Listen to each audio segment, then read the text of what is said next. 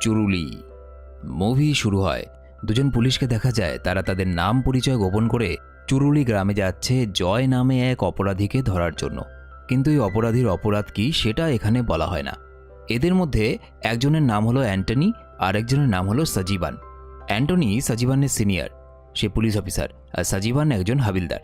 এরপর অ্যান্টনি আর সজীবান বাস থেকে নেমে রাস্তার ধারে একটা হোটেলে যায়। সেখানে তারা খাওয়া দাওয়া করে।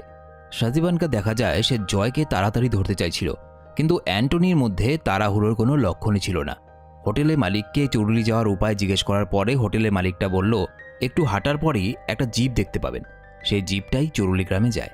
সজীবান ও অ্যান্টনি হোটেল থেকে বেরিয়ে যায় এবং তারা যখন বেরিয়ে যাচ্ছিল তখন হোটেলে থাকা একটা লোক খবরের কাগজ জোরে জোরে পড়ছিল এবং সেখানে একটা খবর বেরিয়েছিল যে আমেরিকায় এলিয়েন্সরা আবার দুজনকে কিডন্যাপ করে নিয়ে গেছে।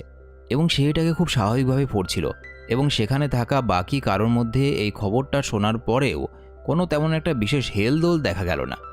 এদিকে সজীবান ও অ্যান্টনি একটা মাটির রাস্তা ধরে চুরুলি গ্রামের উদ্দেশ্যে রওনা দেয়। কিছুক্ষণ পরে তারা একটা জিপ দেখতে পায়।